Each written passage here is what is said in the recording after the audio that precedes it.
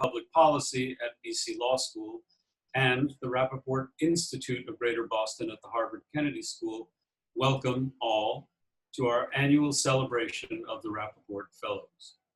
I am Daniel Canstrom, Faculty Director of the Rappaport Center at BC Law.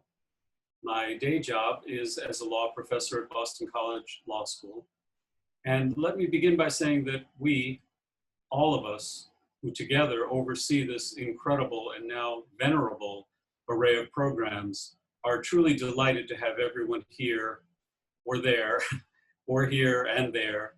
Well, we're surely living in interesting times, but it is wonderful that we are all together somehow for this truly happy occasion. We are now celebrating the 20th anniversary of Rappaport Fellowships for both the Center and the Institute. Obviously, this summer was highly and uniquely challenging, and all of the fellows worked remotely, which is not to say they were disengaged, far from it. Still, to say the least, this was not a best case scenario, but we hope and we do believe that many, probably all of the fellows had a fabulous summer, notwithstanding COVID-19. In the 2 decades of this program, our fellows have worked in virtually all possible venues of state and local government, from the governor's legal counsel's office to almost every cabinet position and state agency. They've also worked in many municipal offices, the incredible importance of which should not be underestimated in terms of real effects on people's lives, as we now see so clearly in this pandemic time. Their research and policy work has involved the most profound and the most difficult questions of criminal justice, the environment, public education, racial justice, equity, immigration and citizenship, healthcare, youth advocacy, and much, much, much more. This is a proud history and a strong legacy. The passion, enthusiasm, diligence, commitment, and intelligence of hundreds of fellows over the past 20 years has clearly benefited not only them, but more significantly, it has inured to the benefit of all who live in the Commonwealth and beyond. Before I introduce our speakers for this evening, let me just take a moment at the outset to express my deep personal appreciation, and if I may, that of us all, to Jerry and Phyllis Rappaport, to Scott Harshbarger and Jim Siegel, chairs of the Rappaport Center and Rappaport Institute boards, respectively. Thanks to Dean Vincent Rougeau for extraordinarily supportive, effective, and good-humored leadership, and collectively to all of our fellows for their amazing work. I would join our fellows too in extending our deepest gratitude to their supervisors and their mentors, to our indefatigable and incredible colleague, Lissy Medvedow, to Cindy Nguyen, and to our colleagues from the Harvard Kennedy School, Professor Jeff Liebman, Faculty Director of the Rappaport Institute for Greater Boston, Catherine Carlson, Executive Director, Polly O'Brien, Associate Director, Professor Linda Bilmes, Factory Director of the Greater Boston Applied Field Lab, and Susan Crucell, Program Manager for the Field Lab. I'm also sure I speak for all when I say that I'm extremely excited about the work that is being done and about the work that we will continue to do in coming years, in times when such work simply could not be more timely nor more important. I now have the honor and pleasure of introducing our first speaker for the evening, Boston City Councilor Michelle Wu. Michelle Wu has been a powerful voice for accessibility, transparency, and community engagement in city leadership. She was first elected to the Boston City Council in November 2013 at the age of 28. Councilor Wu is the first Asian American woman to serve on the council. In January 2016, she was elected president of the City Council by her colleagues in a unanimous vote, becoming the first woman of color to serve as council president. Councilor Wu was the lead sponsor of Boston's Paid Parental Leave Ordinance and Healthcare Equity Ordinance, which prohibited discrimination based on gender identity, both of which passed unanimously through the council and were signed into law by Mayor Walsh. She also authored Boston's Communications Access Ordinance, which guarantees translation, interpretation, and assistive technology for access to city services, regardless of English language proficiency or communications disability, an incredibly important piece of legislation in my own personal experience with it. Councillor Wu got her start in City Hall working for Mayor Thomas M. Menino as what? A Rappaport Fellow in Law and Public Policy, where she created the city's first guide to the restaurant permitting process from start to finish, and was also a driving force to launch Boston's food truck program. She later served as statewide constituency director in the US Senate campaign of her former law professor, Elizabeth Warren. As a former restaurant owner, legal services attorney, and legal guardian of her younger sister, Councillor Wu understands firsthand the barriers that families and communities face. She has a strong background in community advocacy, having worked at the Wilmer Hale Legal Services Center in Jamaica Plain, providing advice to low-income small business owners, as well as the Medical Legal Partnership at Boston Medical Center, being involved with immigration law cases for survivors of domestic violence. In 2016, she was honored as one of 10 outstanding young leaders by the Greater Boston Chamber of Commerce, and as part of Marie Claire magazine's New Guard, the 50 most influential women in America. It is my honor and privilege to turn the Zoom now over to her. Thank you. Thank you so much. Applause. Thank you, and it's really wonderful and such a privilege to be with this group tonight. I know we're doing it a little bit differently than usual, but I'm on my phone, so as soon as I finish speaking, I'm going to switch to my laptop so I can see everyone at once, but I'm going to, I can scroll a little bit and see a few people at a time this way. You know, behind that introduction, there are lots of very generous things said, but at core, what I want you to know about me is that today, as a Boston City Councilor, now in my 4th term, serving on the City Council as one of the at-large representatives for the City of Boston, this is an unexpected pathway and one that would only have opened up through this very program. So first and foremost, congratulations to all the fellows for hopefully an incredibly meaningful summer experience, and thank you for all the contributions that you will make. Thank you so much, as always, to Phyllis and Jerry and everyone involved in this program, running it, volunteering, sponsoring, mentoring, supervising. I figured I got to spend a little bit of time with the fellows during the summer, so I'm going to try to focus on what I did not talk about in that session, which is more about my experience as a Rappaport Fellow. So, you know, as Phyllis and Jerry and a few others here who have known my story know, I didn't ever imagine running for office when I was growing up as a daughter of immigrants. I never pictured myself in a leadership position, could have sworn that I would never, ever consider putting my name on the ballot. And part of the reason for that is because I was always an introvert. I was rather shy, preferred not to speak up when I didn't need to, very happy listening, and getting used to now being in a job where communicating loudly, frequently, daily has been a little bit of a steep learning curve for that little girl of immigrant parents. And, you know, I think about my very first campaign, which was in 2013. I just about made it to the end, but a little bit before the election, got sick, had a bad cold, and it turned into laryngitis for a full month afterwards.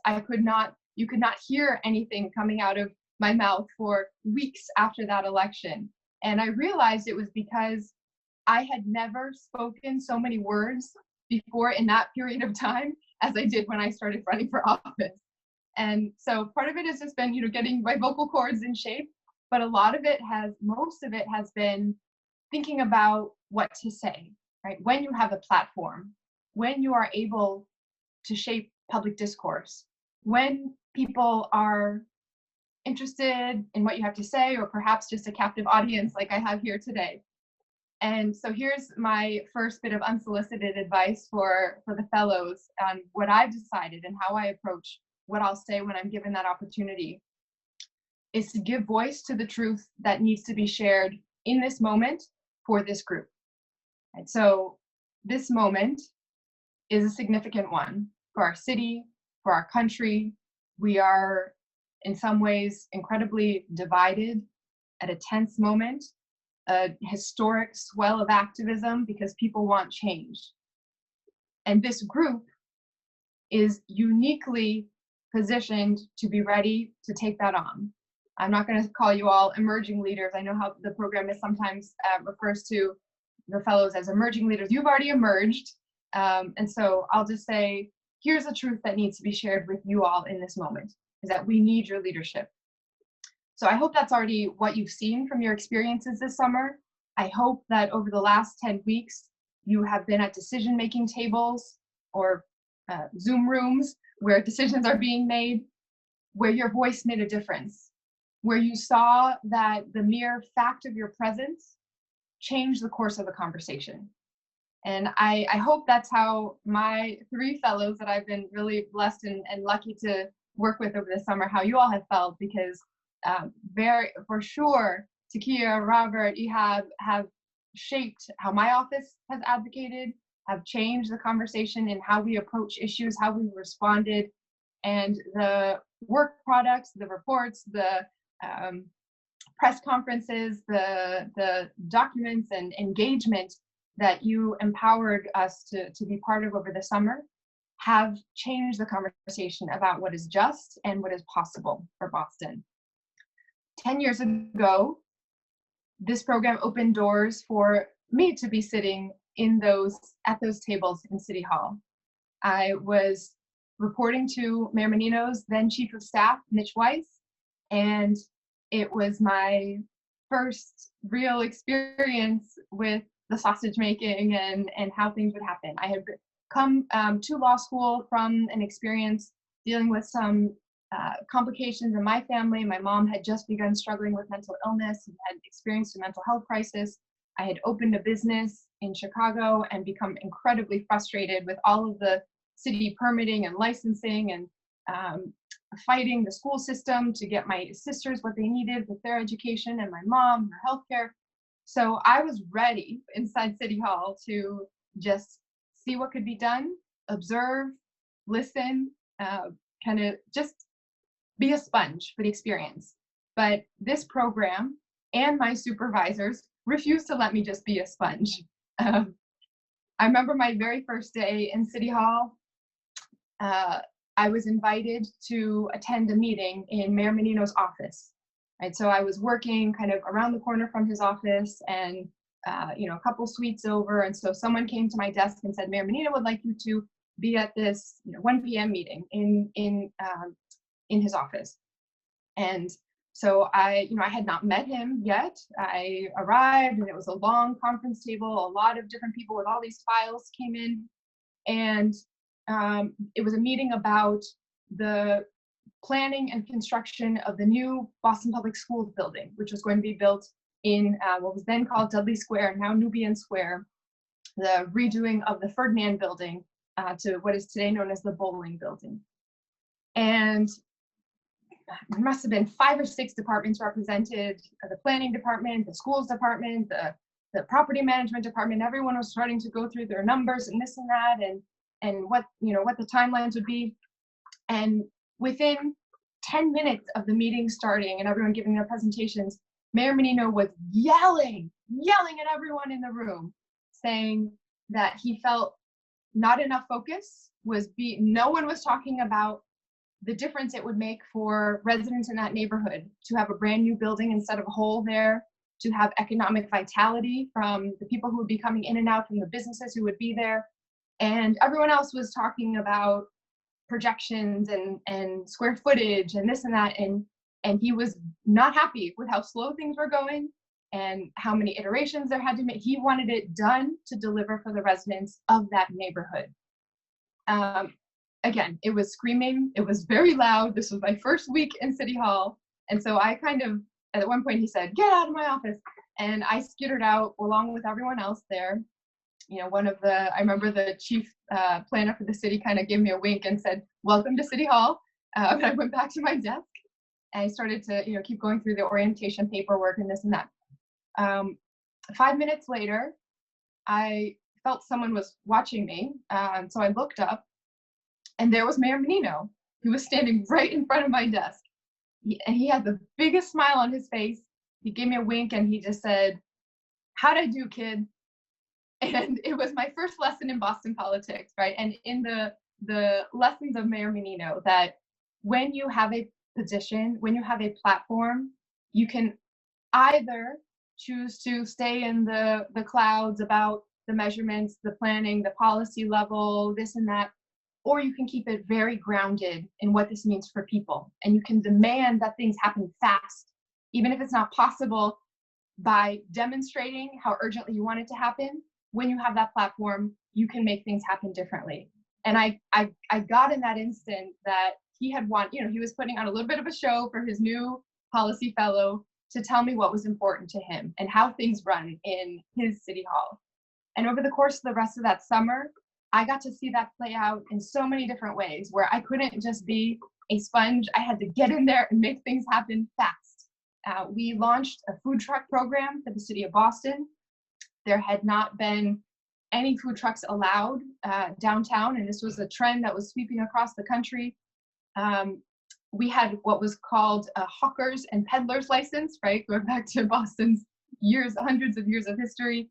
And the hawking and peddling was not allowed in the downtown area between 8 a.m. and 8 p.m. So we got to redo all of the regulations, think about what would fit for our city with its very congested former cow paths turned into paved roads, food sanitation, what this would mean for restaurants in the surrounding area with mobile vending possible.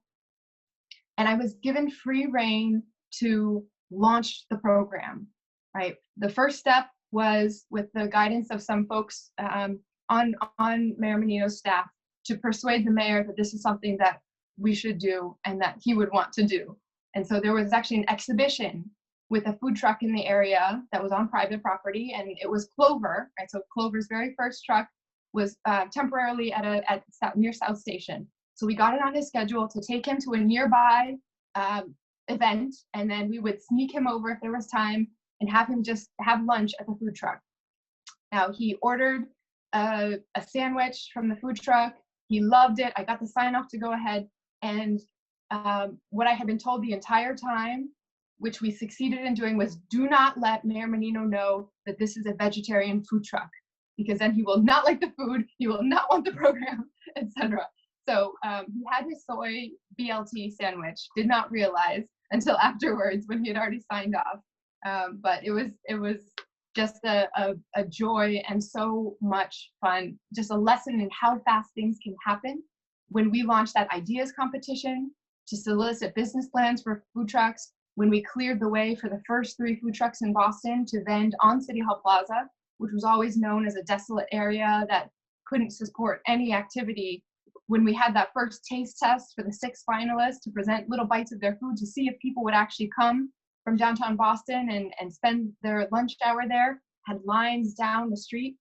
And then when we picked the 3 winners, gave them that opportunity. One of them now, Bon Mi, an established business, multiple food trucks, multiple brick and mortar locations, hundreds of employees in the city of Boston, from a little opportunity that this program gave an intern to carry out. And my final reflection on my time as a Rappaport Fellow is a reflection of my supervisor, Mitch Weiss, who remains probably the smartest person that I know, and was definitely the smartest person who has worked in city government. He's now a professor at Harvard Business School, where on that beautiful campus, he somehow ended up teaching out of the one building that is brutalist concrete, ugly walls, just to remind you of City Hall. And I went to Mitch in my first week there and he said, what do you want to do with your time here as a Rappaport Fellow? And I said, I'm coming off of an experience where my family fought to get our restaurant open. So I would like to simplify and fix restaurant permitting for the city of Boston. He laughed at me and he said, this is I don't know, think about it, but if you really want to do it, I need to show you something. He pulled out a file, a rolled up roll of paper, and when he opened it, it spanned the length of the room on the wall. And it was a flow chart that at some point someone in City Hall had made about the restaurant permitting process. There were arrows every which direction, all doubling back on each other. It's just not something that would not work to hand to a prospective entrepreneur. And he showed me this and he said, you're going to get a lot of requests for meetings. You're going to get a lot of people inside City Hall who will want to try to stop you, who will set up a meeting, to have another meeting, to have another meeting. And he just said, forget about meetings. You are a knife. You are a hot knife through butter. And you're going to cut through that and remember what it was like being when you were that restaurant owner trying to get your business open. We're going to cut through all of that and make it happen. And so with that hot knife through butter charge, I was able to, again, with the support of this program and so many people on staff in Mayor Menino's administration, get our entire permitting process online with documents available online for the very first time, put a guide together that when I last checked was still up on the website all these years later. And to know that that has reshaped what is possible for people in Boston, for entrepreneurs who didn't have the luxury of being able to take time off work to spend all day understanding the process, who couldn't afford to be doing this full time while they were trying to get their business up and running. So, okay, back to my main theme. We need your leadership because there are so many processes, programs, decisions happening in government that are happening without the fact of your presence that would change what is just and what is possible. So the final thing I want to end on is, what do I mean by leadership, right? This leadership that we so want and need in this moment. I mean leadership that sees everyone, leadership that is grounded in ideas and in shaping the public conversation, to look towards the future, to aim boldly, sustainably, holistically. Basically, I hope you all will stay grounded in the brand of leadership that I believe this program represents, which is the sincere, deepest belief that government was set up to do the collective big actions that we can't do as individuals, that we can't do in the private sector, that we most need if we are to invest in our collective common good, in our common wealth. Government exists for the public good. And there are a lot of pressures once you're in there, that is for sure. And I hope that you will reach back out to me as a sounding board as you're on this journey to help navigate that.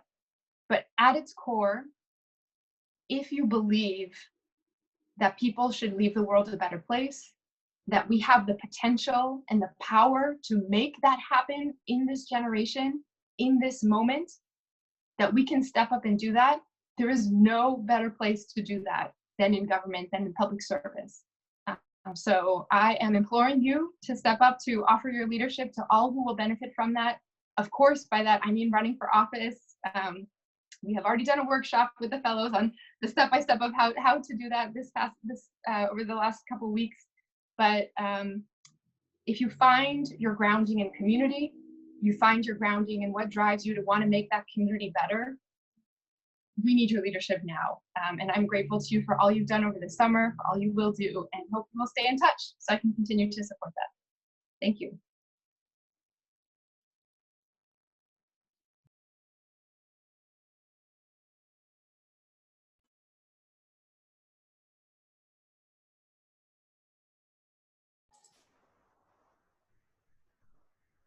Am I unmuted? Yes. Unmuted, thank you. Thank you, Councilor Wu, for those very uplifting and inspirational remarks. I'm sure I speak for everybody when I say that please keep that hot knife sharp. There's still plenty of butter out there to slice through.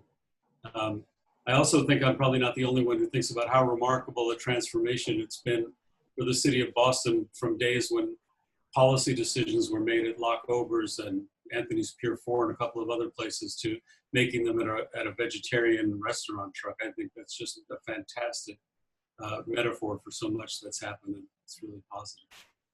Our next speakers really need no introduction, but it's my honor and pleasure to do so anyway. Let me start with Jerry Rappaport, who has spent a lifetime as a political strategist, a real estate visionary, and a philanthropist, not to mention a lawyer, for 70 plus years. His passion has been the city of Boston, thinking about and working to improve municipal government and to create a strong, thriving city. His love of public policy was launched at Harvard, where he spent his undergrad and law school days. He was an integral part of John Hines' campaign for mayor of Boston. There's not many of us who remember that, I think, but there are some, and served in the Hines administration.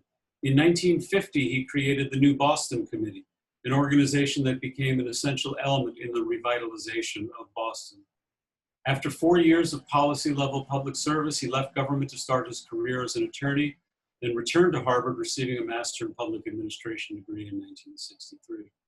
To this day, Jerry Rappaport continues to be enthusiastic and passionate about the city of Boston and the ultimate strength and power of state and local government. Phyllis Rappaport chairs the board of the Phyllis and Jerome Lyle Rappaport Foundation, established in 1997. In addition to the work she does with the Rappaport Center and the Rappaport Institute, Phyllis is a co-founder and director of Cure Alzheimer's Fund, which supports prize-winning research dealing with one of the most significant and important healthcare issues we have. Phyllis's philanthropic initiatives are vast. She serves on multiple boards, including Mass General, McLean Hospital, Harvard Kennedy School, Smith College, and the De Cordova Museum. As a graduate of Smith College and Simmons Graduate School of Management, Phyllis worked in the business world at Hewlett-Packard, PricewaterhouseCoopers, and Digital Equipment Corporation.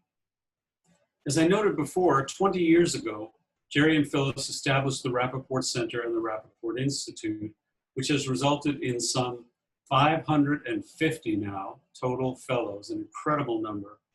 They've also inspired hundreds of law students and graduate students from all walks of life. More than that, or in addition to that, they have truly inspired all of us, myself most definitely included, with their vision, their wisdom, and their generosity. So on behalf of everyone here in this, whatever we call it now, Zoomiverse, that was Lissy's word, I think.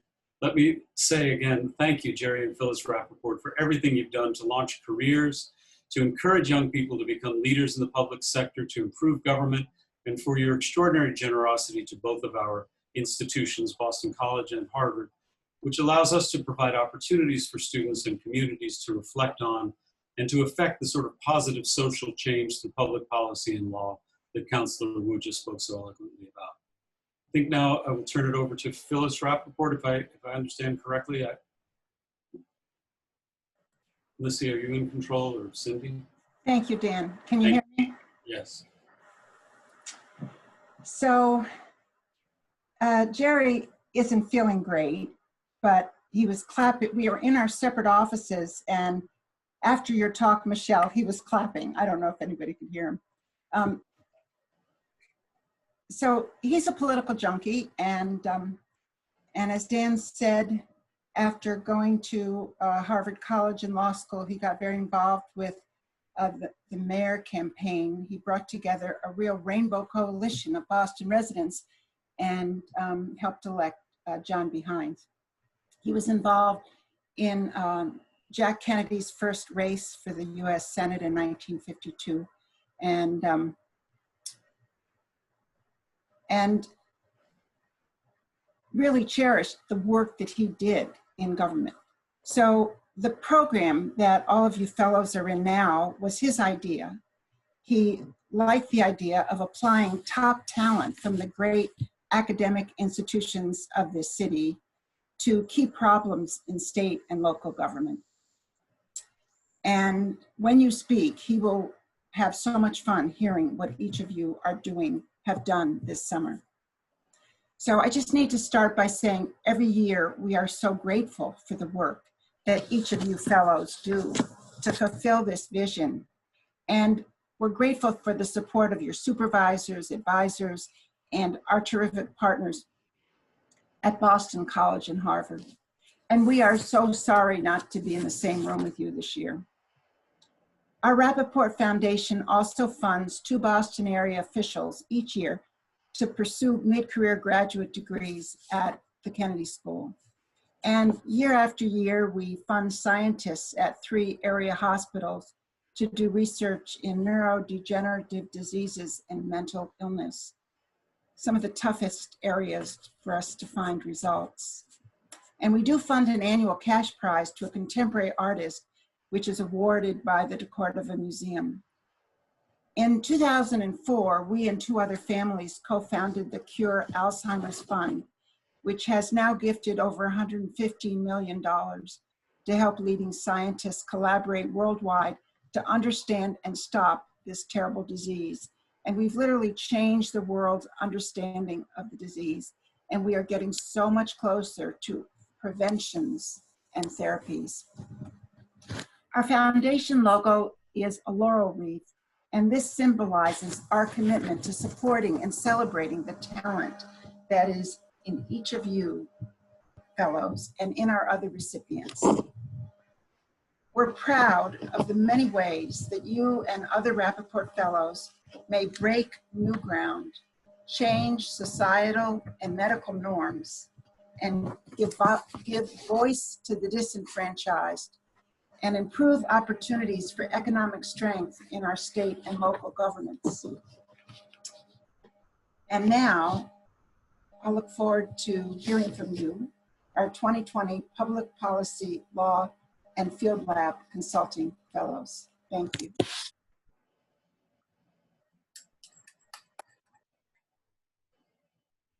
Thank you, Phyllis, very much. And Jerry, I hope you can hear everything that's going on, and we all send our heartiest best wishes and love and support and whatever positive energy we can possibly muster to you. I hope you're doing well.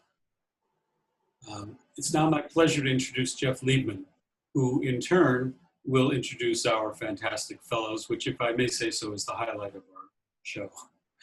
Jeff Liebman is the Malcolm Weiner Professor of Public Policy at the Harvard Kennedy School. He teaches courses in public sector economics and American economic policy. In his research, he studies tax and budget policy, social insurance, poverty, and income inequality. During the first 2 years of the Obama administration, Jeff worked at OMB, first as Executive Associate Director and Chief Economist, and then as Acting Deputy Director. From 1998 to 1999, he served as Special Assistant to the President for Economic Policy and coordinated the Clinton administration's Social Security Reform Technical Working Group. Since 2012, his Harvard Kennedy School Government Performance Lab has been providing pro bono technical assistance to state and local governments interested in improving the results they achieve for their citizens. It's my pleasure to turn the microphone over to him, and then we'll hear from our fellows.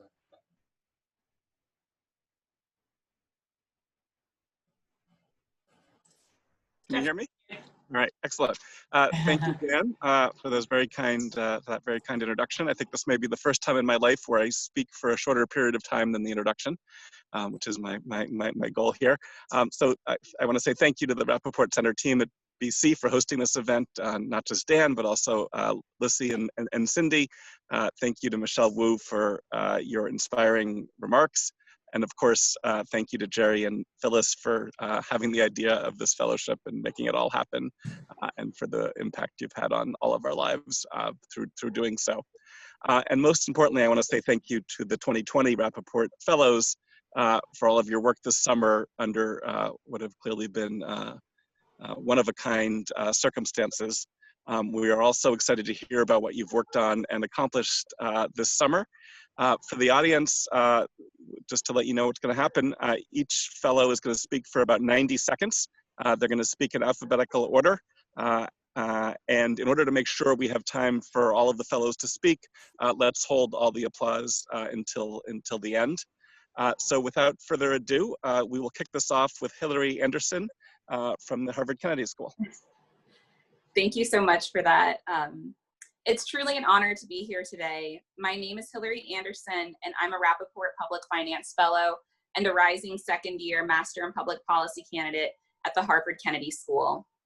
Before I go any further, I would like to say thank you to the Rappaports, to the Rappaport Institute, in particular Lissy and Catherine, Susan and Polly, for all of their work supporting us this summer.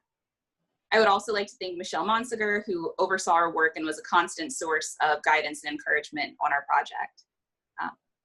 This summer, Sam, Ann, and I worked with the town of Hingham, Massachusetts on 2 projects, The first was to how to safely reopen their public schools and send students and staff back to school safely. The second project was a review of their capital budgeting process. I'm here today to speak to our work reopening the Hingham Public Schools. I want to say that the reopening process was truly a team effort. We worked very closely with the Director of Operations for the public school, John Ferris, school teachers, nurses, and concerned parents. And for me, it was really an example of the importance of having all stakeholders at the table. Our primary contribution in working with this group of people was to collect all of the information, all of the recommendations, and create a comprehensive one-page guide for families and students to use so that they could understand the efforts that the school system was taking to facilitate a safe return to the school building. This experience was one that really demonstrated for me and what we learned in public policy school about the importance of stakeholders, having them all at the table. There was high collaboration and an added sense of confidence in the decisions that were made. And I can safely say that if I were a parent in Hingham, I would feel comforted by the thoughtful decision-making of these educators. On a final note, I want to say that throughout this process, there was a focus on racial and economic justice. On all of the subcommittee meetings that I attended, multiple members on these subcommittees highlighted the importance of needing to be inclusive of all students. This is notable because Hingham is a predominantly white and affluent town, but they understand that that does not exempt them from understanding that they have a role to play in racial and economic justice in this country. We are so thankful for the work of the Black Lives Matter movement for reminding all communities for the urgent need for justice. And with that, I want to turn it over to Sam, who also worked on our project with us, to talk about capital budgeting. Hi, good afternoon. I'm Sam Brobeck, and I graduated in May from the Education Policy and Management program at the Harvard Graduate School of Education. I'm a Rappaport Public Finance Fellow as well, and as Hillary just mentioned, we worked in the Hingham Town Administrator's Office this summer. In addition to our work with Hingham Schools, we also evaluated the town's capital planning process. As a part of this evaluation, we analyzed the town's capital spending and financial policies, conducted interviews with stakeholders involved in the capital planning process, and compared these findings with the practices and policies of 9 benchmark communities. Next week, we will present our findings as well as a set of policy options for the town to consider moving forward. In general, we found capital planning to be one of the most collaborative processes within town government, and ultimately an act of stating and prioritizing town values. It's critical to note here that these values can and should center on economic and racial justice, with local governments prioritizing investments in projects that support the needs of their most marginalized communities. Additionally, this project illuminated the challenges local governments face, balancing competing priorities amidst financial constraints and walking the line between efficiency and transparency to the public. I want to finish by thanking our partner in Hingham, Michelle Monsegur. Michelle exemplifies what it means to be a thoughtful leader, a passionate civic servant, and a caring mentor. I feel very fortunate to have had the opportunity to learn so much from her over the past several months. I would also like to thank the Rappaports, Catherine, Susan, Polly, and Lissy for this amazing opportunity and for all the support you provided throughout the summer. And lastly, again, it's imperative to reaffirm that Black Lives Matter and call all those in public service to place racial and economic justice at the center of their work. And now I will pass it over to my other teammate, Anne. Hi there, I'm Anne Hoyt, and I as well recently graduated from the Harvard Graduate School of Education, also a public policy fellow.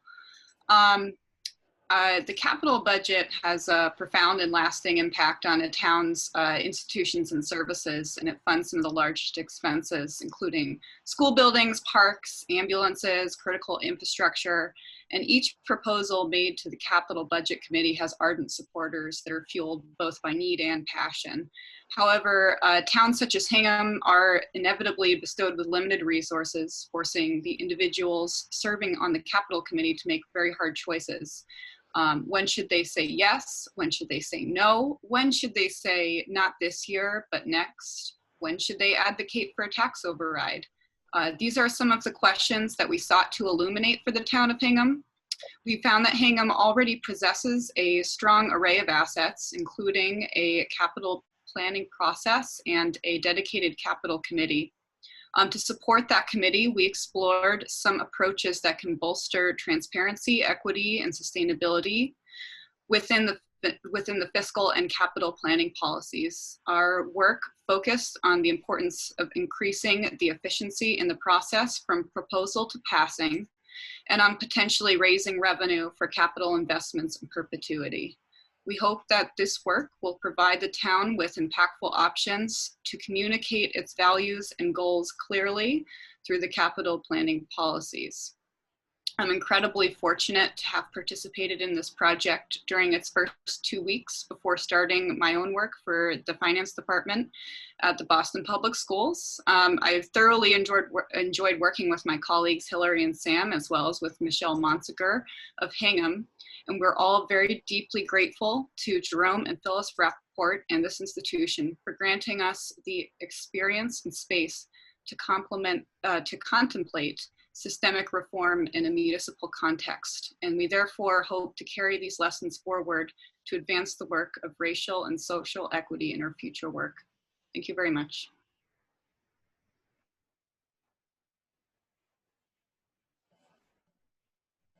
Hello, everyone.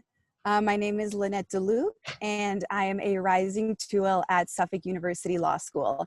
I've spent my summer interning at the Executive Office of Health and Human Services. Throughout my time at the EOHHS, I conducted research and drafted memorandums focusing on Medicaid exemptions and systemic racial bias in the workplace.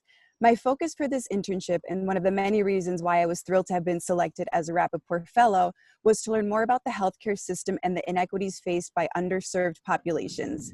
I knew about barriers to access to healthcare, but I wasn't familiar with the issue of affluent individuals attempting to receive Medicaid benefits, taking advantage of a system with already limited resources. This information strengthened my belief that quality healthcare should not be attached to employment status. This summer has been challenging for everyone for different reasons, and I thank the Rappaport Fellowship for providing me with weekly boosts of inspiration to maintain my motivation. From listening to D.A. Rollins discuss racism and emphasizing that being against police brutality is not being against police, to hearing Steve Kadish discuss the Community Tracing Collaborative and how that team is consistently revamping their efforts to improve COVID tracking has been inspirational. I want to give special thank you to Lissy, Cindy, and my mentors. It was lovely to virtually see all of the fellows, and specifically to those who belong to a marginalized group, please run for office because we need representation. And I'm very excited to see which one of us becomes mayor of Boston one day. And with the current racial climate in America, I would like to reiterate what the other fellows have brought to light, that Black lives always matter. Thank you.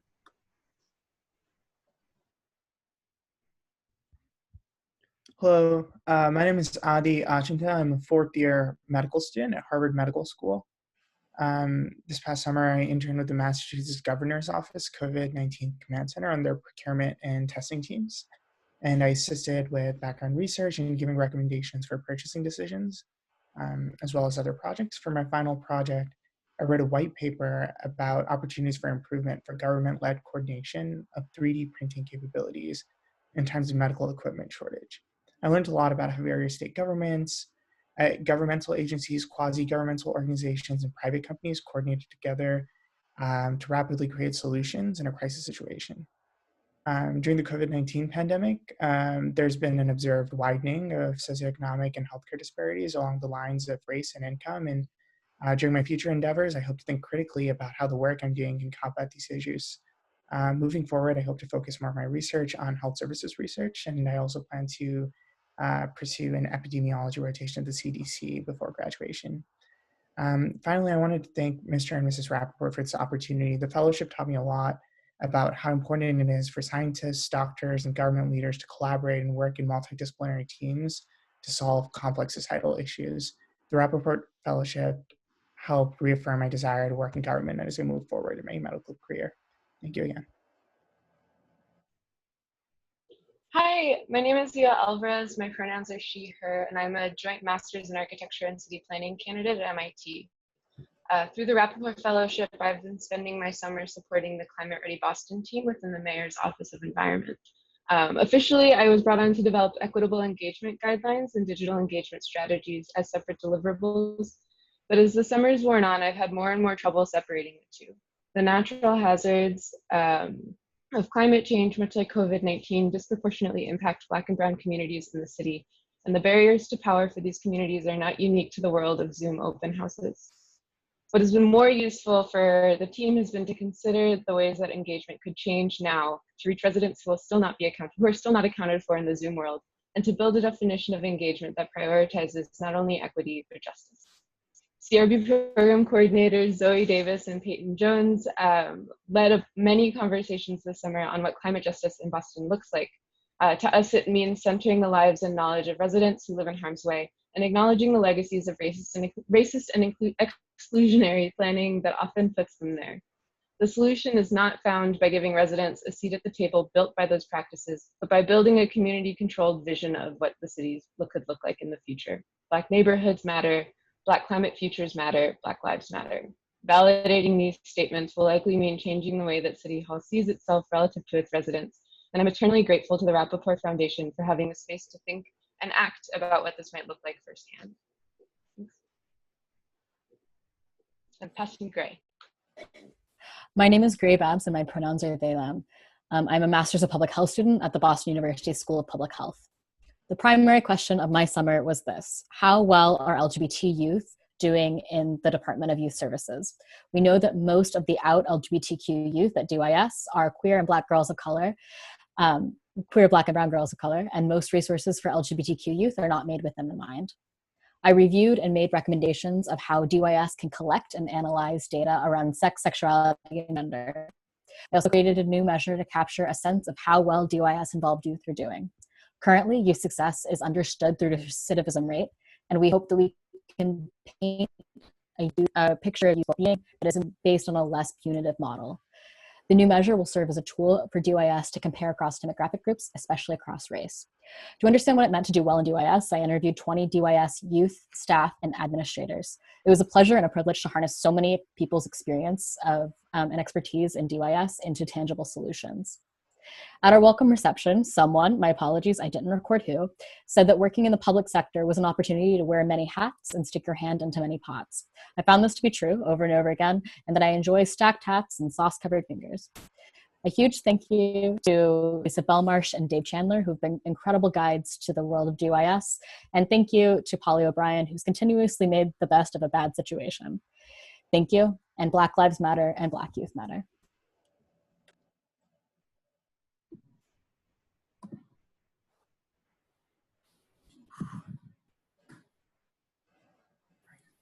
Good evening. My name is Robert Gibson II, and I'm a rising 2L at BU Law. Before I get to the remarks that I prepared, I just want to say thank you to the Rappaports, to Lissy, to Cindy, to Polly, to Catherine, and of course to Counselor Wu, with whom I was placed this summer. So I want to start by asking, if you saw me on the street, would you think that I'm a Rappaport Fellow? That's a question I was recently left asking when, near my apartment in Brighton, a woman repeatedly stared at me while I was out for exercise. She looked at me as though I were going to harm her, a look I've been ever so vigilant about since Ahmaud Arbery's killing. It was a look that I wasn't welcome. So when I later saw the murder of George Floyd, I felt empty because I knew full well, as a Black man, that that could be me one day. I really had no words, but the very next day I was starting my internship with Counselor Michelle Wu. Ironically, they asked me to write a statement on George Floyd. I struggled, but then I found my voice because in the end, I was just talking about my life. The rest of the fellowship, I worked on things that felt natural to me, helping the counselor's office to conduct oversight and revealing Boston police data that had been secret for years. I drafted language for an ordinance that would develop an unarmed response model for certain 911 calls, like ones involving mental illness. And I wrote a detailed report on civilian review boards in Boston. As a first-time staffer, I did just about everything you'd imagine it involved: messaging, oversight, memo writing, outreach. But it wouldn't have been a full education in local politics unless, well, politics blocked some of my efforts. It was the ultimate lesson that, in the words of Counselor Wu, the politics matter just as much as the policy. I'll keep these experiences with me forever, and at the intersection of law and policy, I'm always going to do what feels natural because it's just my life, and my life matters. Black Lives Matter. Thank you. Hi, everyone. My name is Antonio Castañeda. My partner, Gal Kramer, and I are Master in Urban Planning graduates from Harvard's Graduate School of Design.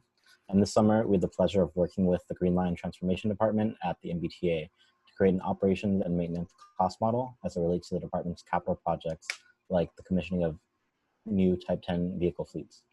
Our ultimate goal was to help the department better understand the impact of capital projects on operating budgets across the T, as well as future impacts to train scheduling and maximum vehicle capacity. So in order to make this happen, we had to talk to various different departments of the T, ranging from energy and the environment to security, maintenance, and operations, to gather all the materials we needed to estimate the cost for the Green Line. In many cases, this was a challenge because the T doesn't usually think about their costs related to each line or each mode specifically. So we had to work with each department individually to figure out how to allocate costs. And through this process, we got a fascinating cross-cut look at the finances of the T across all the departments. In addition, we predicted the number of trips and vehicle miles in different scenarios, depending on headways, train configurations, and the new vehicle delivery schedule. These estimates helped us predict how the total operating and maintenance costs will change in the coming decade. This process helped us think about the challenges between short-term planning and long-range planning, which the T has to regularly deal with. And we hope that the tool will help the T better connect the impact of capital investment decisions on future operating budgets to make more informed decisions in the future. Throughout this fellowship, I also realized how challenging cross-departmental communications can be in these large agencies and the benefits of opening these channels early in project work. Consequently, we'd like to thank our supervisor, Kimberly Woolard and Angel Peña, both the Senior Director and Chief of GLT respectively, as well as all the members of the GLT, without which we would not have been able to accomplish the work that we did over the last 8 weeks. We also want to give a large thanks and a virtual hug to Jerry and Phyllis Rappaport, as well as all of those at the Institute, Polly, Susan, Catherine, Lissy, and Sydney, for enabling such a tremendous experience to exist and continue on. Finally, Black Lives Matter.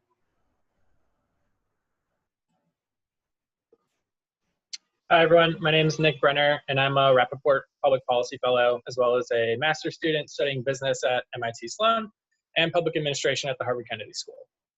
I want to say thank you to the Rappaports and everyone involved with the Institute for the opportunity this summer, where I worked in the Boston Mayor's Office of New Urban Mechanics, helping pilot a new technology to map and analyze the city's curb regulations. So things like loading zones and parking restrictions. Coming in, I really had no clue how much impact cities have on public space and residents' lives through the way that they manage curb usage. But I learned that competition for curbs has become extremely intense due to things like ride sharing and e-commerce deliveries.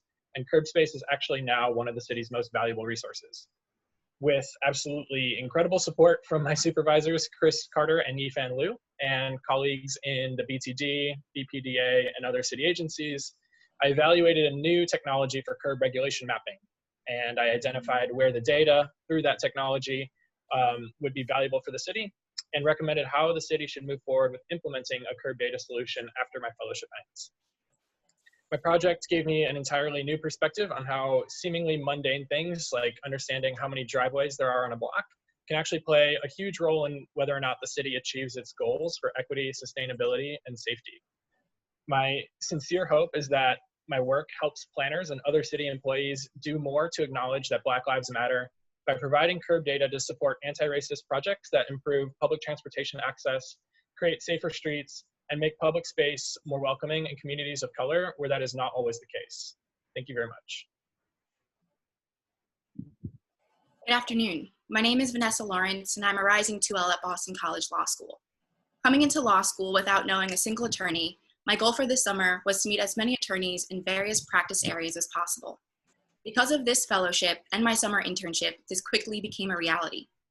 This summer, I had the privilege of interning at the Massachusetts Office of the Attorney General in the Civil Rights Division. Interning in the Civil Rights Division during a pandemic and a human rights reawakening has certainly kept me busy, to say the least. Over the course of the summer, I have been able to work on issues that directly affect the most vulnerable people in our communities. I researched the rights of civil detainees to medical care. I monitored the housing courts for violations of the housing moratorium. I participated in a group that is exploring the role of the Attorney General's office in police brutality claims within the Commonwealth. I am grateful for this opportunity because it has given me a solid foundation to grow from. After reflecting on the fellowship speaker series, I've learned that no matter where I end up practicing law, I can always bring a critical, race-conscious lens to my work. To say Black Lives Matter to this group would be preaching to the choir. We all know that systemic racism impacts every aspect of daily life for Black and Brown communities. What matters now is moving from sharing a post to actually affecting change, and it's time to act. So here's to Black excellence, and may we get into some good trouble. Thank you to the Rappaport Fellowship and the Office of the Attorney General for an informative, challenging, and successful summer.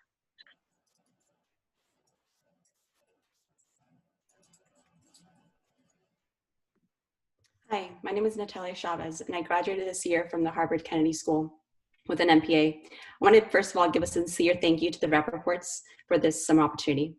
I worked with the state representative and Margaret Ferrante as a Rappaport Finance Fellow, where I evaluated the economic, community, and city impact of a proposed 40,000 square foot theater and civic center development in downtown Gloucester.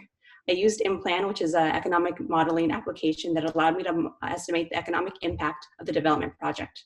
For example, I was able to estimate the increased regional GDP. I enjoyed working with my clients to push the development process along, and I really enjoyed the intersection of real estate and economic development. Not only that, I was able to make an impact, or felt like I could make an impact on how cities and towns developed.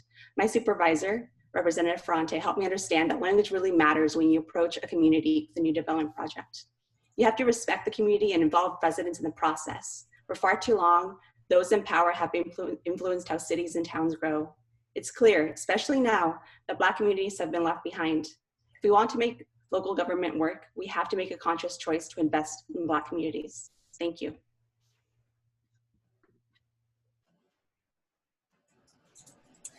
Hi, everybody. My name is Samala Divi. I am a rising second year Master in City Planning student at MIT's Department of Urban Studies and Planning. Like everyone, I first really want to thank the Rappaports as well as the team for this amazing opportunity this summer, as well as my supervisor, Marcy Osberg, for her perseverant leadership, and my mentors for their guidance throughout the summer. So this summer, I worked with the Boston Department of Neighborhood Development, and really my role was to help them reflect on the dual public health crises that shape this moment, COVID-19 and anti-Black violence. My official deliverable was a report that archived the department's COVID-19 housing response efforts. I also worked with staff to identify existing processes through which they could track equity within those activities. But the core of my learning was really during these interviews with staff, listening to them reflect on the last 3 incredibly busy, incredibly trying months, their valiant efforts, as well as their struggles to address COVID-19 and racial inequity. I learned that city government is capable of moving much faster and making much more bold moves than we typically give city government credit for.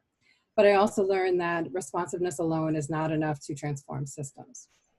I really think that this experience has refocused my attention to state and federal level action that can either unlock the power within cities to combat systemic racism or to constrain cities' movements.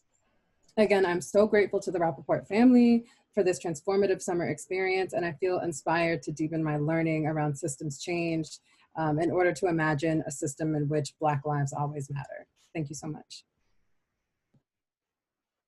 Good evening. My name is Ihab Abeid. I'm a graduate student at MIT's Department of Urban Studies and Planning. This summer, I served as the Transit Policy Fellow in Councillor Wu's office, where I prepared a report on the benefits and costs of fare-free transit in a post-COVID context, and additionally assisted the office's efforts with the transit dimension of a just and equitable COVID recovery, and helped lead the office's response to transportation issues, such as the MBTA's delegating control over transit infrastructure to police forces during Black Lives Matter protests. This fellowship helped me understand that the instinctive response to a crisis is not necessarily the just one, and can exacerbate existing injustices. It requires deep consideration to ensure that our response caters to the needs of the most disenfranchised people in our communities, that it caters to the needs of our Black and Brown communities in particular.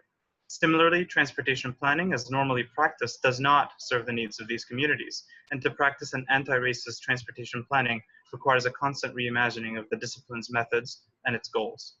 I'd like to thank Councillor Wu and our excellent team for always pushing to prioritize the needs of the people whom government has historically failed.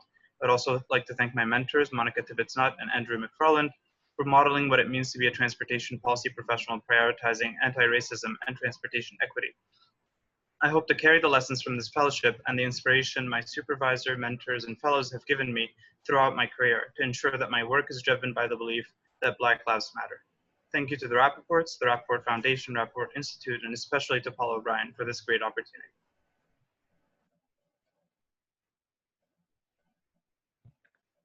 Hello, my name is Katie. I'm a rising 2L at Harvard Law School, and I'm interning at the Massachusetts Attorney General's Office in the Healthcare Division. In my internship, I've had the opportunity to work on a really wide range of projects, from legal research on litigation issues to research for public health recommendations. My primary work consisted of researching current health inequities, racial, ethnic, and ability-based, in the COVID-19 response, on top of course, the chronic underlying disparities that exist. I then helped a team put together health policy recommendations in various focus areas, from payment reforms and regional infrastructure to data collection and telehealth, all aimed at addressing current health system failures and correcting those that deepen disparities in health outcomes. I'm really grateful for the opportunity to contribute to these recommendations, especially during the Black Lives Matter movement, which is pushing these issues to their rightful place at the forefront of our work, and during the pandemic, which acutely exacerbates disparities and presents a real opportunity for system-wide change. My experience has definitely cemented my passion for health policy on the local and state level. The opportunities that I was given were a really great reminder of why I'm in law school and the work I want to do.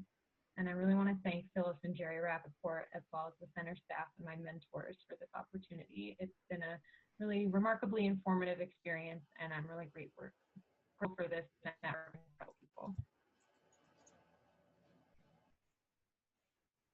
Hello, my name is Will Dorsey Eden, and I'm a Master's of Public Administration grad from Kennedy School.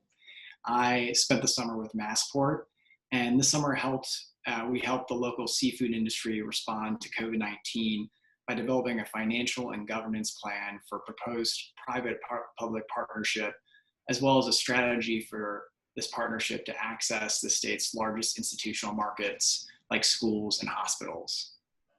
I was previously familiar with unfunded mandates. This summer, I learned about unoperationalized mandates, specifically the necessity of operationalizing the state's mandate for public institutions to purchase the state's seafood through the procurement process. It is currently too cumbersome for small seafood businesses to engage in. Given the large concentration of Black-owned businesses in small business and in the food service industry, this also poses an equity issue for the state. The necessity of this work has grown my appreciation for the bureaucracy that quietly makes the wheels turn behind the scenes. Going forward, I'm excited about the potential of public-private collaboratives and partnerships as an economic development strategy. And I'll hand it to my partner, Fede. Hi, everyone. My name is Federico Sucre, and I recently graduated with an MPA from Harvard Kennedy School. This summer, I also worked with Massport. And as part of our work with the Massachusetts Seafood Collaborative, we conducted interviews to understand the main challenges that seafood businesses were facing, mainly in the Boston Fish Pier. We attended Zoom meetings that convened more than 50 stakeholders in the Massachusetts seafood industry, including senators, congressmen, and other public officials, business owners along the seafood value chain, and advocacy leaders. It was fascinating to work with such a wide range of stakeholders and learn how to bring a vision into action by turning a crisis into an opportunity. Several reports had indicated a need for strategic collaboration in the seafood industry, and now it's finally happening. So that's really inspiring. Personally, I've also changed my consumer habits. I've started to buy seafood that is sourced and processed in Massachusetts to support the local industry. I also benefited tremendously from the weekly events organized by the Rappaport Institute. They gave me a glimpse into the work of other fellows, which was enlightening in the middle of the COVID crisis and the events surrounding the Black Lives Matter movement. We want to close by thanking Jerry and Phyllis Rappaport, our Massport colleagues, Gordon, Lauren, and Andres, Professor Linda Bilmes, Susan, Polly, and the rest of the Rappaport staff for making this fellowship possible. Hello, my name is Chris McDonough. I'm a rising 3L at Northeastern University School of Law. This summer, I was at the City of Boston's Law Department. Before I enrolled in law school, I worked in software development for 7 years. I decided to make a career change because I wanted to work in state or local government. I believe strongly in the ability of government to improve the lives of its residents. This summer, at the City of Boston Law Department, I got exposed to the numerous legal issues faced by municipalities. My most significant project was helping to draft a First Circuit brief on a constitutional challenge. My experience helped me understand how lawyers can contribute to the city's mission of better serving its residents. The Rappaport program also exposed me to a community of lawyers dedicated to public policy in the Commonwealth. Through the other fellows, my mentors, and the speaker series, I have gotten a chance to meet and listen to a group of people who share my belief in the power and responsibility of government to improve people's lives. This year has been a heartbreaking reminder that policy decisions can have life and death consequences. These consequences are most often severe for those who have the least say in making them. As someone hoping to enter the ranks of those decision makers in this state, this fact cannot be overstated, nor can Black Lives Matter be said too many times. In closing, I'd like to thank everyone involved in the Rappaport program for a remarkable summer. Good afternoon, everyone. My name is Kelsey Edmond. My pronouns are she, her, hers, and I'm a rising third-year PhD student in public policy at UMass Boston. This summer, I was a fellow with the City of Boston's Department of Innovation and Technology, where I conducted research on Boston's growing digital divide amid the coronavirus pandemic. As we all know too well, in mid-March, the world was forced to suddenly flip everything to a remote model overnight, which exacerbated the disparity between those who have access to information and communication technologies and those who do not. I interviewed 11 organizations or city departments that have an education or workforce development focused mission to better understand their needs throughout their transition, the experience of the adult learners or constituents, and how the city can best assist with mitigating the digital divide moving forward. I learned that digital equity is a component of racial equity. I centered anti-racism in my work by primarily interviewing organizations whose target demographics are immigrants, people of color, low income, unemployed or underemployed individuals, or historically underserved and marginalized communities. I really look forward to continuing this work and incorporating it into my dissertation because, to echo so many other fellows, Black Lives Matter. Lastly, I'd like to thank my supervisors, the Rappaports, and the staff of the Rappaport Institute for making this experience possible.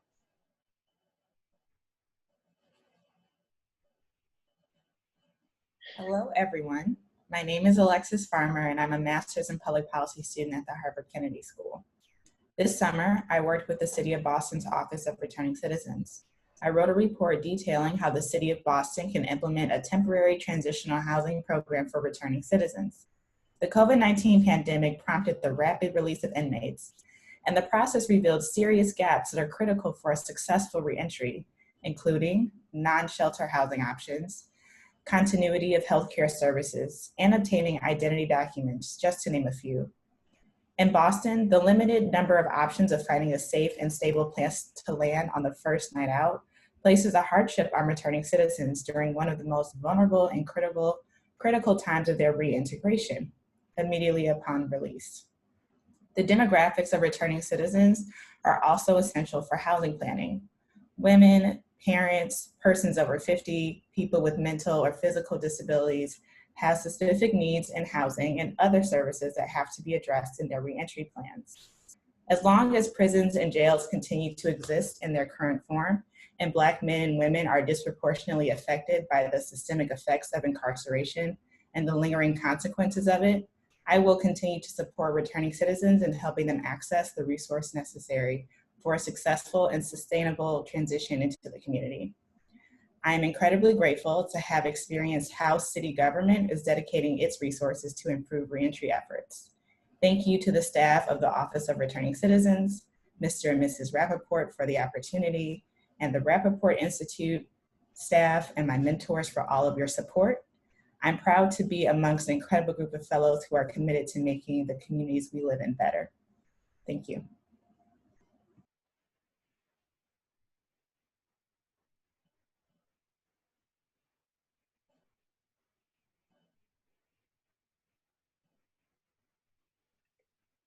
Kate, we can't hear you.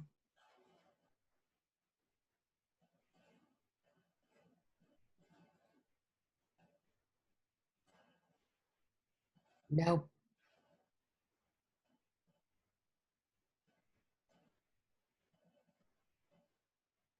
Look at the bottom to unmute. She is unmuted. Do you have your pods in?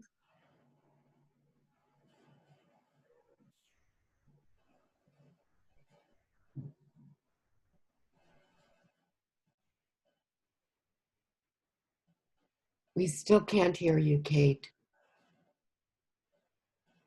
Can we come back to you?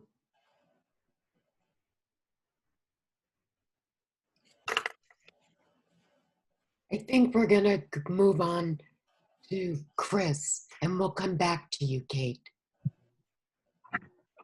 Hello, I am Christopher Phipps, a rising 2L at Boston College Law School. This summer, I joined the Massachusetts Office of the Inspector General as their first Rappaport Fellow. Remotely, I assisted the office with a number of projects, including a review of COVID funding for healthcare providers and an investigation stemming from a whistleblower complaint in furtherance of government accountability. I'm extremely grateful to Inspector General Glenn Cunha and my supervisor, Julie Flaherty, for making my internship as fulfilling as possible given the circumstances. They went out of their way to accommodate my interests and made for a truly rewarding experience. I leave the office knowing that Massachusetts has a group of incredibly smart, diligent people working tirelessly to ensure that public monies are being used for their intended purpose. I want to thank Jerry and Phyllis Rappaport for providing me with this incredible opportunity, and especially thank Lissy, Dan, and Cindy at the Rappaport Center, and Catherine and Polly at the Rappaport Institute for creating such a great event series despite the pandemic's challenges.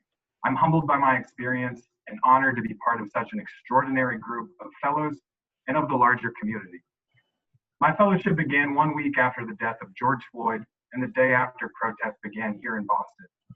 Regardless of its intent, public policy is only as good as it is enforced. The law impacts all areas of the public, and every decision has real consequences.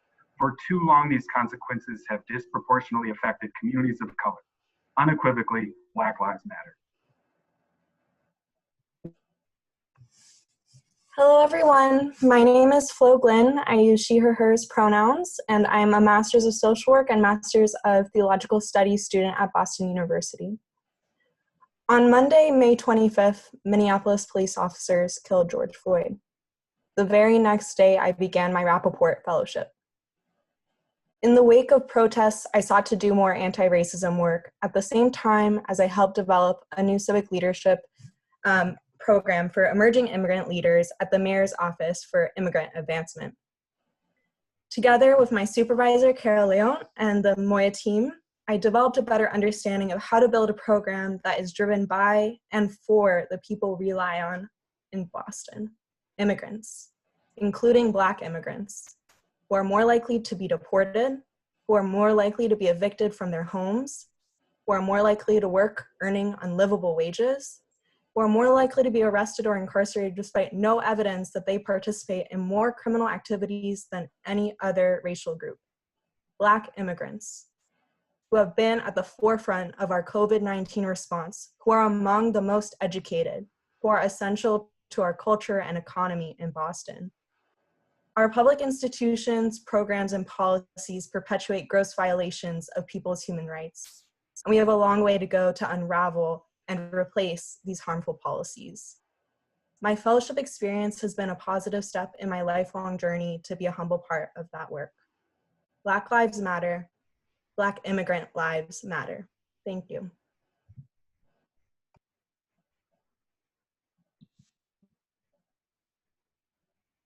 Hello, my name is Emma Gonzalez Roberts. I use she, her pronouns, and I'm a graduate student in city planning at MIT. This summer, I worked with the Office of Economic Development at the City of Boston. I want to thank my supervisor, the city's Director of Small Business, Natalia Ochube, my mentors, and the Rappaport team for supporting me along the way. Over the past 10 weeks, I've supported several projects, including the outdoor dining pilot, the Reopen Boston Fund, and the team's Salesforce strategy. Through the outdoor dining pilot, the team and I supported 20 restaurants in low-income neighborhoods by providing free barrier ramps and financial support for their outdoor dining. When the city began providing the outdoor dining permits, there were clear disparities regarding which restaurants had applied and what that distribution looked like across the city. For example, many restaurants in the North End had their outdoor dining up and running by mid-June, while not a single restaurant in Mattapan has their outdoor dining set up as of today, despite our efforts through this pilot. We're still working on that with a couple. Many restaurants I spoke with in lower income communities describe the barriers they face to doing outdoor dining, which include violence, crime, homelessness, trash on the street, and a culture in which residents are not used to eating outside. The city of Boston created these disparities through decades of racist urban renewal, redlining, segregation, and disinvestment. And while I was proud to provide financial support to 20 restaurants through this pilot, the fellowship helped remind me of the importance of pushing for anti-racist policy and reparations on a larger scale throughout my career. Black neighborhoods matter, Black lives matter. Thank you.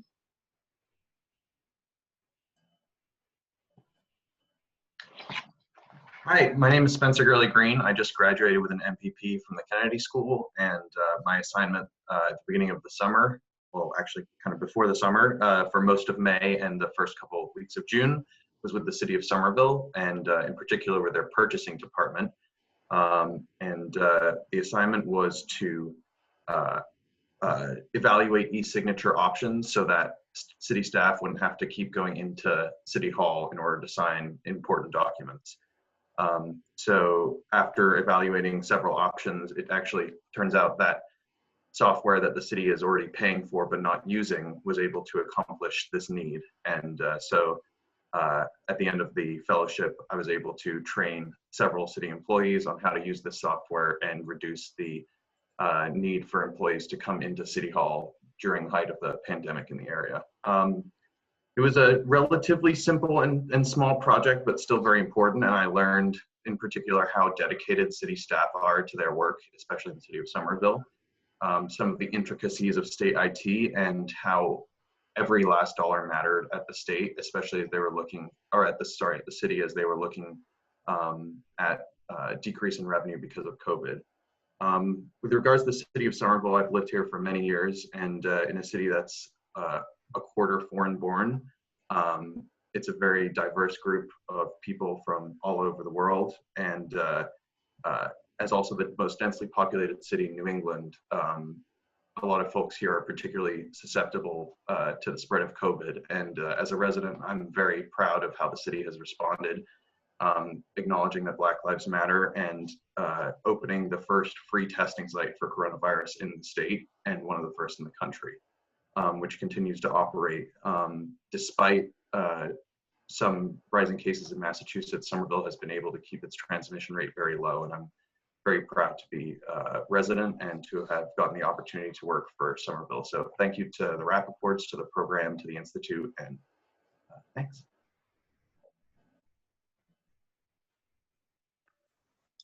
Hi. My name is Kristen Rosa. I'm a rising 2L at BC Law, and I've spent the summer interning at DESE, the Department of Elementary and Secondary Education. I want to thank DESE, the Rappaports, Cindy, and Lissy for making this possible.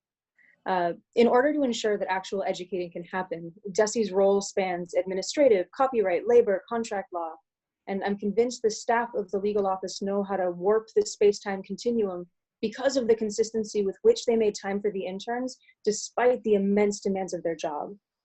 Under their supervision, I was able to provide research around new Title IX regulations, student privacy, education's licensure, and of course, fall reopening during COVID. About halfway through my internship, I asked Rhoda Schneider, the general counsel, how you could ensure that state-level guidelines were meaningful enough to be practically applicable in individual classrooms. Rhoda answered that it was that tension that drove the work, and why it was important to never stop asking yourself that question. It was a privilege to learn from attorneys governed by that ethos, because if this work isn't correcting inequity, it perpetuates it. Diverse distance learning curriculum means nothing if the safeguards put in place during the pandemic disproportionately disadvantage students of color. Racial justice and educational equity cannot happen piecemeal, and Black Lives Matter in how public education responds to a public health crisis. And this summer, I watched the legal team at DESE look unflinchingly at the reality of what that means, what it means to provide safe, equitable education to every young person in this state. There are no easy answers, but I find myself inspired by this team of public servants to whom that is a motivator and not a barrier. Thank you. Hello, everyone. First, thank you to Phyllis and Jerry Rappaport, Polly O'Brien, Catherine Carlson, and everyone else involved in providing this amazing opportunity. My name is Anjali Hall, and I'm going into the second year of the PhD program in urban planning at MIT. This summer, I worked as a public policy fellow with the Massachusetts Bureau of Environmental Health to develop an environmental justice policy for the State Department of Public Health. Specifically, I conducted a state scan of national best practices and interviewed bureau and program directors to identify strategies to direct more resources to protecting low-income communities of color across the state from environmental health hazards. This work requires reckoning with how government policies at all levels have produced racial segregation, environmental racism, and the downstream consequences of racial health inequities. My supervisor, Jen Robertson, helped me understand how to build relationships and get buy-in for new policies within and across state government agencies. Through my internship, I confirmed that I want to work in government at the intersection of environmental policy and public health upon completion of my PhD. Doing this work against the backdrop of a pandemic, ongoing climate crisis, and nationwide protests against racialized state violence was affirming, challenging, and deeply personal. Environmental justice means racial justice. Those closest to the problem are closest to the solution, but furthest from resources and power. Therefore, I proudly say Black Lives Matter, and I hope this moment translates into a movement for complete reconstruction of the public sector to repair harm and advance justice. Thank you. Hi, my name is Andrew Heimowitz, and I'm a rising second year MPP at the Kennedy School. This summer, I worked in the Chief Administrator's Office at the MBTA, and my main project was looking at the MBTA's pool of contractors and how the MBTA can convert contractors to full-time employees. Like many public sector agencies, the MBTA procures contractors who function similarly to employees but are paid by contracting agencies rather than the MBTA itself. However, there's a raft of legal, HR, and financial considerations that must be made in order to make a decision on whether employees should be converted to a full-time employee from a contracted position. I made a number of policy recommendations on this issue. I also worked on conducting a financial analysis on future options for the Alewife parking garage. My task was to show how the pandemic has impacted the prior assumptions that were made about transit ridership. When polls have indicated that 25% of Massachusetts residents are skeptical of returning to public transportation even after a vaccine is developed. It was quite shocking to see the severe revenue impacts if transit ridership does not return to pre-pandemic levels. And this loss in revenue will lead to less investment in public transportation when significantly more investment is needed to create a more equitable transit system that adequately serves all residents of Boston, regardless of race, disability, or socioeconomic status. Unless more funding is provided, I saw how this pandemic will further exacerbate inequality, and it's crucial to view transit investments through the lens of racial equity.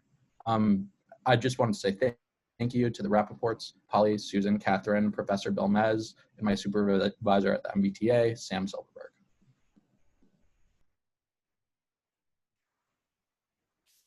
Hi, everyone. My name is Natasha Lawrence, and I'm a public finance fellow and a rising second year at the Kennedy School, earning my master's in public policy. I'd first like to start by thanking Jerry and Phyllis Rappaport, and of course the rest of the team for making this experience amazing, memorable, especially given the circumstances. So this summer, I had the pleasure of working with Samantha Silverberg and David Panagore at the MBTA in the Office of the Chief Administrative Officer with Andrew. So I focused on the authority's COVID-19 response, ensuring continuity of service at the transit agency as employees transition to the new normal of remote working. My primary initiative was leading a cross-functional working group to ensure 900 teleworkers were set up for success. The biggest takeaway from my fellowship was that cross-departmental coordination is hard. I know that might sound very obvious, but it crystallized for me how siloed processes are so frequent, but they often hamper progress, particularly in large bureaucracies. However, with strong leadership, clear expectations, and close attention to detail, much progress can be made.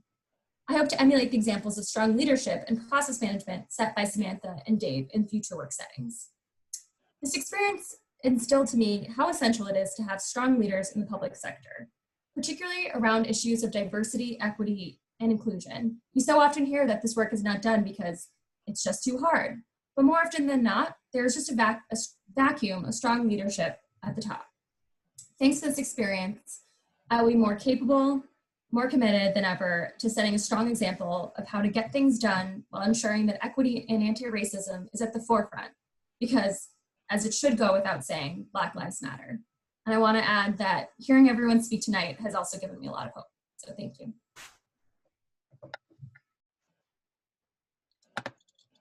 Hi, my name is Julia Sove. I'm a rising 2L at Boston College Law School, and this summer I worked in the Youth Advocacy Division of CPCS. I've been told that the best public policy is made when we are really listening to the people who are going to be impacted. This summer, I was able to have close conversations and hear the firsthand stories of youth involved in the juvenile justice system. It completely broadened my understanding of what is required in order to take a holistic approach to these children, and it opened my eyes to the many challenges that both the agencies as well as the youth are facing. I spent a lot of time researching the impact that adolescent brain development has within the juvenile system.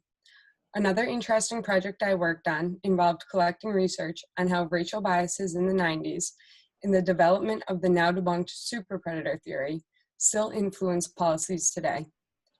My research was used by attorneys at CPCS who are in the process of challenging the policy of holding youth without bail. At my age, I recognize that the first step to becoming someone who can really make meaningful change is learning and gaining exposure. The Rappaport Fellowship could not have possibly provided me with a more worthwhile opportunity to do so, and I'm so incredibly grateful for the array of experiences I've had this summer. Thank you. Hello, my name is Greer Hamilton, and I'm a rising second-year PhD student in social work at Boston University. This summer, I had the opportunity to be placed with Mass Development's Transformative Development Initiative, or TDI, and I had the opportunity to develop a representative leadership framework and evaluation strategy to support the TDI partnerships in the gateway cities. Working for TDI this summer provided me with the opportunity to think about the role of social work in economic development, as well as how racial equity and inclusion can be incorporated into place-based economic development strategies. Given my project this summer and the recent incidents of state-sanctioned violence and the harm that COVID-19 is having on communities of color, I have been reminded that equity work is a long-term commitment to the distribution of resources and power. That equity needs to be considered in the reports we release, the hiring of interns and staff, the funding of services, and everything else that happens in the public sector. I want to thank the Rappaports and the Institute for the opportunity, my supervisor, Andrew Levine, and my mentors. And I also want to thank my cohort for carving out space to talk about anti-racism in the public sector. Like the other fellows, I would like to restate that Black Lives Matter. Thank you. Good evening, everyone. My name is Salman Khan. I'm a PhD student studying education policy at Harvard University. This summer, I supported the Office of Planning and Research at the Department of Elementary and Secondary Education with building data dashboards that demonstrate the opportunity and achievement gaps that exist within schools. Current tools at DESE provide administrators, educators, and the public with information on opportunity and achievement gaps when comparing districts and schools across each other. But the set of visualizations that I've been developing, while only internal for now, are pushing forward an important and timely conversation around the opportunity and achievement gaps that exist within buildings across the state. These tools look at several outcomes like MCAS achievement, high school graduation rates, and college enrollment rates by gender, race, and ethnicity, ELL status, and economically disadvantaged status. Over the course of the fellowship, I've learned that working at the state level is not much different than working at the district level. While the scope of the work may be broader, the people are just as well-intentioned, focused, and hardworking. And of course, making large data sets useful is no easy task. This fellowship has helped me establish countless wonderful relationships and has allowed me to impact Massachusetts education system in a meaningful way. I'm eternally grateful to the Rappaport family and the Rappaport Institutes and staff for this opportunity. I look forward to staying in touch with all of you and transitioning into an alum and future mentor for this program. But before I conclude, as a non-Massachusetts native, one call to action I have for the program staff and administration is to think about how this tremendous program can be scaled to other states. After graduating more than 20 cohorts of fellows, I think it's time that this group set a new goal of scaling this program to different states. Thank you so much, and as my fellow fellows have stated, Black Lives Matter.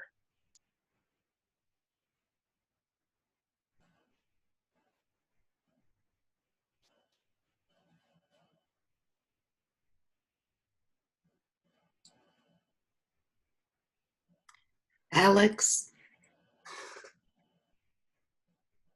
Corey.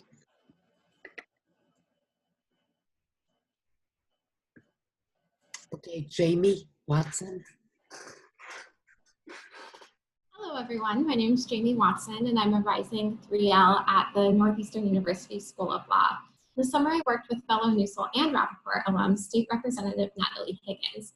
I was able to build upon my work of providing direct services to sexual and domestic violence survivors by helping to prepare legislation to assist survivors, which will be introduced next session.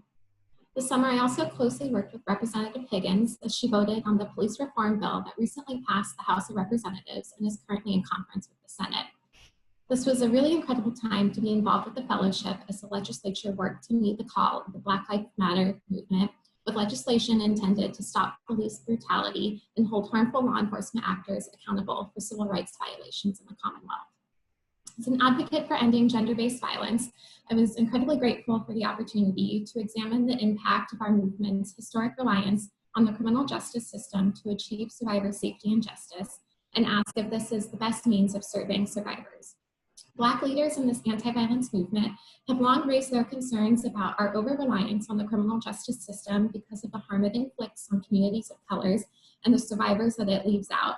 And it was an honor to follow their lead and learn from them during this process. And I look forward to creating new solutions to more holistically achieve survivor safety and justice with a greater focus on trauma-informed services, housing, and economic justice to help survivors heal and thrive.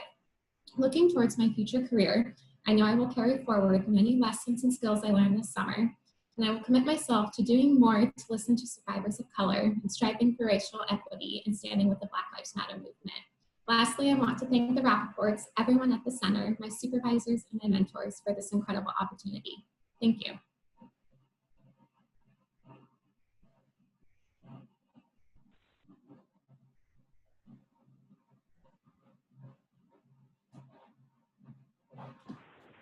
Osamu. Hi, my name is Osamu Kumasaka. I use he, him pronouns, and I'm a master's in city planning candidate in MIT's Department of Urban Studies and Planning. As Attorney General Healy noted in May, our zip codes influence our health, including how likely we are to die of COVID-19 if we contract it.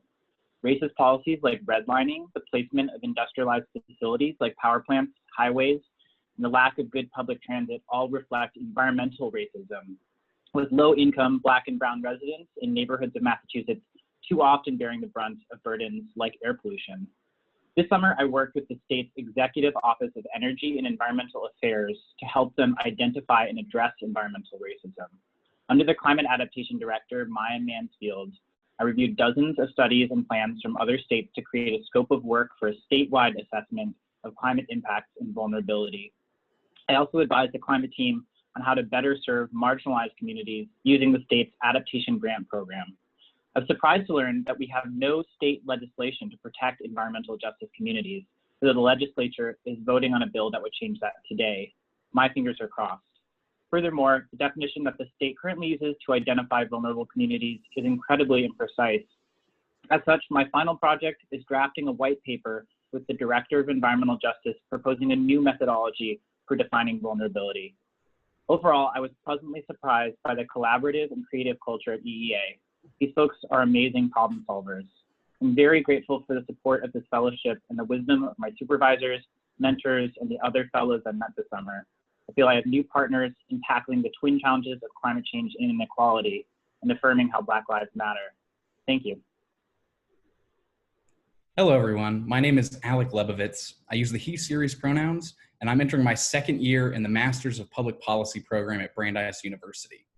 This summer, I worked with the Joint Committee on Economic Development in the Mass State House, where I conducted research on the economic crisis sparked by COVID-19 in the Commonwealth and other states' economic stimulus efforts. My research culminated in a policy memo to lawmakers and committee staff outlining the tenets of what a successful and equitable state-level stimulus strategy would look like, including recommending policy changes to the economic development bill proposed by the governor in February and passed by the House earlier this week. Throughout the course of my fellowship, I learned a great deal about the sporadic and often dysfunctional way that the state legislature actually works. I followed this bill that began its life back in February as a housing choice bill, and by the time of its passage earlier this week, it included major provisions legalizing sports gambling and had nearly doubled in size to $500 million in spending, all in the matter of a few days and largely behind closed doors. I was, however, pleased to see that in the wake of the murder of George Floyd, Breonna Taylor, and Ahmaud Arbery, and amidst a pandemic disproportionately impacting communities of color, that lawmakers on the committee made a conscious effort to uplift the voices of Black and Brown community leaders in the process of redrafting this bill. It is thanks to the work of activists and the Black Lives Matter movement that new attention is being paid to the historic economic and social injustices inflicted on minority communities. And while this bill does try to stabilize minority-owned businesses, support the development of new micro businesses, and fund development in these frontline communities, the work of realizing an anti-racist recovery remains unfinished, especially with thousands of residents potentially facing eviction in October and an enduring racial wealth gap that has only been exacerbated by this current downturn. Fortunately, I and all of us tonight are surrounded by dozens of fellows in this room that I know have bright futures addressing the impacts of systemic racism in the public sphere. My fellow experience definitely reaffirmed for me a desire to pursue a career in public service and in the possibilities of government.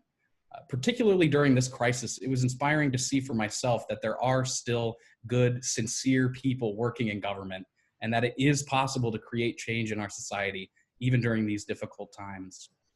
I'm extremely grateful to have had this experience. And I want to thank my supervisor, Dan Wood, and the chair of the committee, Rep. Ann Margaret Ferrante, as well as Polly O'Brien, Catherine Carlson, all the Rappaport staff, and especially Jerry and Phyllis Rappaport for making mine and all of our fellowships possible. Thank you.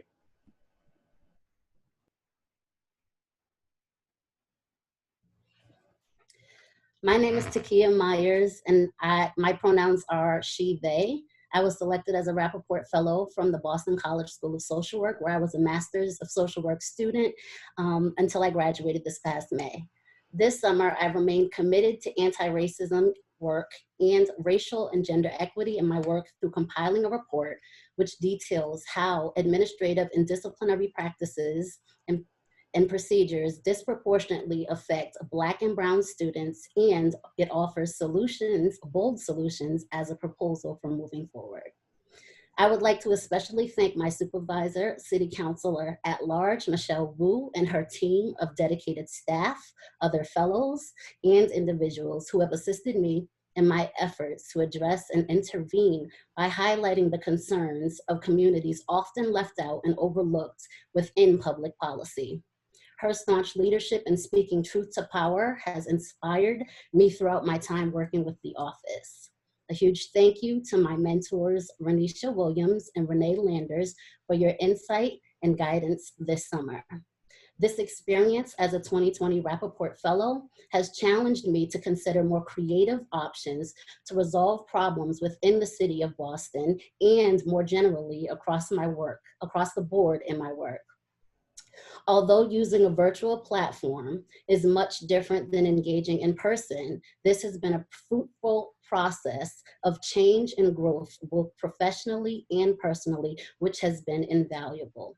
Thank you to Polly and Catherine. And finally, thank you so much to Phyllis and Jerry Rappaport for this amazing opportunity.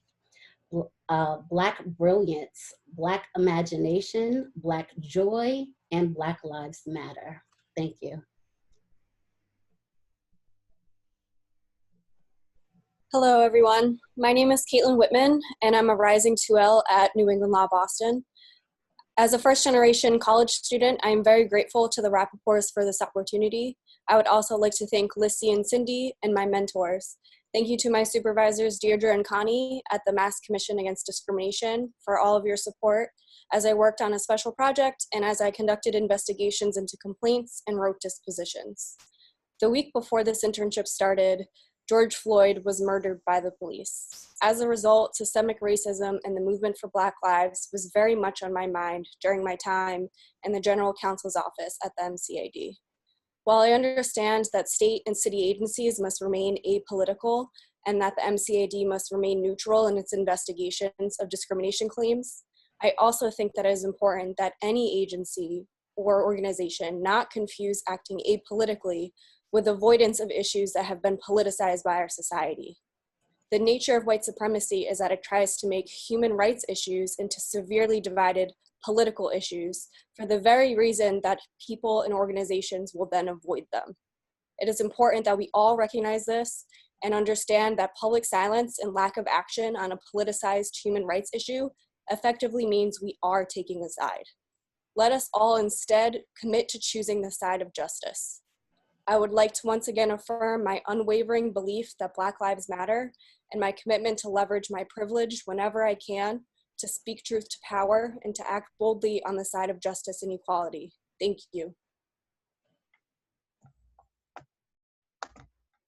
Hi, everyone. My name is Christine Peterson. I use she, her pronouns, and I'm a second-year Master's in Public Policy student at Harvard Kennedy School. I'd like to thank Jerry and Phyllis Rappaport and the Rappaport Institute for this amazing opportunity, along with my supervisor, Andrew Levine, and mentors, Sarah Zafiris and Jessica Symes, for all their guidance. This summer, I worked at Mass Development within the Transformative Development Initiative, or TDI as Greer noted, where I completed a program evaluation for the first round of small business COVID relief grants through interviews, surveys, and case studies, designed the next round of emergency financial support for small businesses, and developed an impact evaluation strategy for the TDI program more broadly. Through my conversations with small business owners around the state, I learned the extent of the COVID impact on their businesses and their livelihoods, particularly for business owners of color who have less access to capital, fewer relationships with the traditional banking system, and have been disproportionately closed down due to the pandemic. This solidified for me the vital role that local governments can play in closing racial gaps. Financial and economic development policies of the past have left out or discriminated against residents of color. But I believe that they can be powerful tools when coupled with partnerships, community buy-in, and representative leadership like the TDI program is striving for. I am hopeful that I will be able to contribute to these solutions as a policymaker in the future, and I am certain that my experience as a Rappaport Fellow has helped me on my way there. Black Lives Matter, and I am committed to advancing policies that reflect that. Thank you very much. Good evening, everyone. My name is Reese Sweeney Taylor. I'm a Master in Public Policy student at Harvard Kennedy School. As a Public Policy Fellow, I worked at the state's Office of Energy and Environmental Affairs on policy recommendations for decarbonizing Massachusetts' economy by 2050. I modeled how a price on carbon could help meet this mandate while also redistributing revenues equitably. I also wrote a report exploring tools for climate resilience of our electric grid. I am so grateful to the Rappaports and Institute staff for the summer's experience. It takes enormous work and partnership to set comprehensive and equitable climate policy. Along the way, I was struck by how inspiring state government can be. The data-driven, collaborative, and entrepreneurial culture set by my supervisors, Clara Miziolik and Mike Judge, as well as many others at EEA, contrasted sharply with stereotypes of entrenched bureaucracy. A critical inquiry for me this summer was how to decarbonize with awareness of historical environmental injustices along lines of race and income. While the teams I worked with regularly highlighted the importance of integrating environmental justice into our work, I acknowledge in myself that foregrounding equity can be challenging. Going forward, I recommit to tackling the policy challenges of climate change while considering the well-being of frontline and overburdened communities. Black Lives Matter. Hello, everyone. My name is Rachel Wyant. I'm a rising 2L at Northeastern University School of Law, and this summer I was fortunate to be placed with State Senator Joan Lovely. During a time of such upheaval, with a public health emergency and mass protests occurring across the country, it was inspiring to watch the senator and her staff work tirelessly to advocate for constituents struggling with unemployment benefits and other COVID-related emergencies. My fellowship exposed me to a wide range of legal practice areas as I completed projects on constitutional issues arising during a state of emergency, affordable housing and substance abuse legislation, as well as contact with constituents, provided me with a new perspective on the role of the legislature in combating racial disparities in the Commonwealth and specific ways that the pandemic has exacerbated systemic racism in public policy. As a law student, it was particularly impactful to be present in the Senate during police reform and qualified immunity debates. While it was difficult to witness negotiations that eroded protections and resources for communities of color, I appreciated how the senator navigated conversations with angry and frustrated constituents and activists. This fellowship has solidified my commitment to working at the intersection of economic development, housing law, and criminal justice reform, and centering racial equity and communities of color because Black lives, Black families, and Black neighborhoods matter. I'm extremely grateful to the Rappaports for their dedication to lifting up powerful and inspiring local leaders, as well as to my mentors and supervisor, whose wisdom and candid advice opened up new avenues and ideas for me as I pursue social justice law in the public sector. Thank you. Hi all, my name is Noor Touraith, and I'm a public policy fellow and a rising third-year PhD student at the BU School of Social Work. This summer I worked at the Office of the Child Advocate and at the Committee for Public Counsel Services. At the OCA, I helped develop a report responding to children's behavioral health needs during the COVID crisis, developed content for a parent support website, and adapted the OCA's trauma-informed and responsive framework to various sectors like schools and courts. At CPCS, I also worked on curriculum development, specifically culturally sensitive adolescent development trainings for public defenders representing young people. I want to extend a heartfelt thank you to my supervisors, Melissa Threadgill and Josh Doan, who are both here today. You are brilliant and dedicated public servants and have been supportive and thoughtful mentors. I also want to thank Polly, Lissy, Catherine, and Cindy for your support, and to thank the Rappaports for this opportunity. I am grateful for the opportunity to experience public service during this sociopolitical moment, think about how to bridge the gap between research, scholarship, and policy in Massachusetts, and hear from strong, relentless leaders.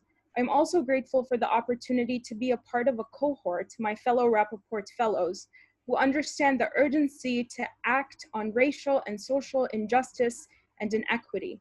It has been an honor to get to know you, even behind screens, and I am excited to get into good trouble with you in the future, to dismantle structures of oppression, to redistribute resources, and to contribute to a world where Black lives unequivocally and fully matter.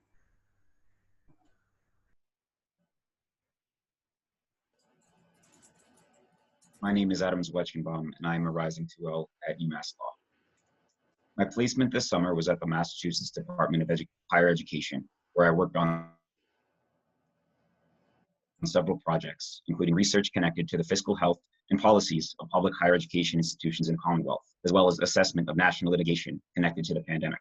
In addition, I wrote a memo in connection with the DHE Equity Agenda, proposing identification of youth who have been in state custody through DCF, EMH, and DYS as a single underrepresented student population in higher education. I hope that this is a step towards establishment of initiatives aiming to improve educational outcomes for members of this group. And I plan to continue this work long after my placement has concluded. I applied to the Rappaport Fellowship because I wanted to understand the existing systems in state government in order to better fulfill my mission under the law. I also had a strong desire to make some lasting change, however small, through my work this summer. My experience this summer has taught me more about the law, legal community, and public policy than I ever could have hoped for. It has enabled me to develop in ways that I would not have anticipated. And as is often the case in life, it is the things that we least expect that allow us the largest opportunity to grow. I'm incredibly thankful for all the committed individuals who made this experience possible, even while our very world shifts beneath our feet. We are the blessed, privileged, and well-positioned. The duty to correct injustice belongs to us all, but it is those of us in a position of strength that must rise to the challenge if change is to be made. Our brothers and sisters in the Black Lives Matter movement are taking this challenge head on in the streets at great personal cost. As they answer the call to bring justice to those who need it most, so will I through my work in the law. And I hope that you all will join me. Hello, everyone. I just wanted to make sure that you can hear me. Thank you, and I apologize. I had a little bit of issue with my computer. My name is Kathleen Fonseca. I'm a graduate student at Simmons University School of Social Work. I spent this summer at the office of Mass State Representative Natalie Higgins, I work on a project supporting single homeless individuals during the COVID-19 outbreak. The project was centered on securing permanent homes and additional support to homeless individuals. I interviewed multiple agency representatives and constituents to learn about the gaps, the challenges, and potential solutions to housing crisis. Based on this qualitative research, shelter is not the best solution for this population. Shelter should not only be used for a brief period of time before transitioning to a secure home. Also, more funding needs to be invested in affordable housing, RAF program, residential assistance for families in transition, and case management services to support single homeless adults in Massachusetts. I wanted to thank you, Jerry, Phyllis, Rappaport, for providing this opportunity. I also want to thank you, my supervisor, Natalie Higgins, my mentors, Ramon Soto, Crystal Haynes, and Maria Angelis Solis, and Paulina O'Brien for this great opportunity and support. Thank you, everyone.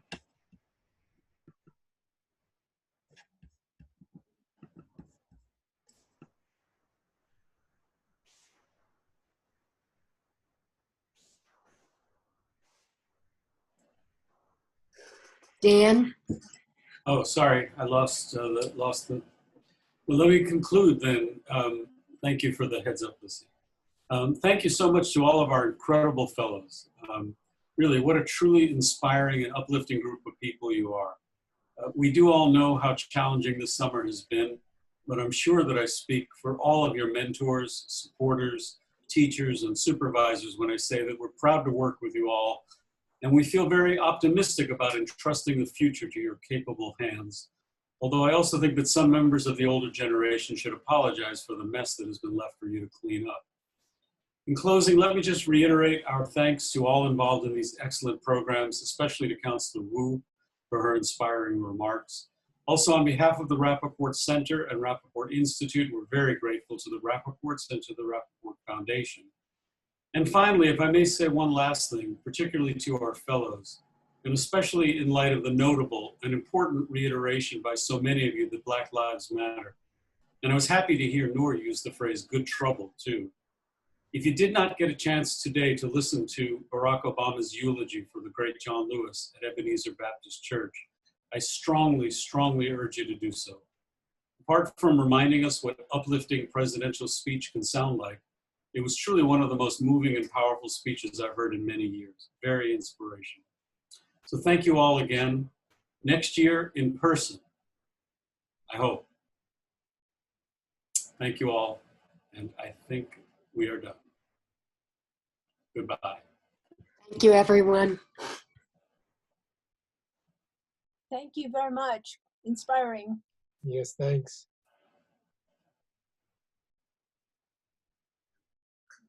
Good night, everybody. So proud.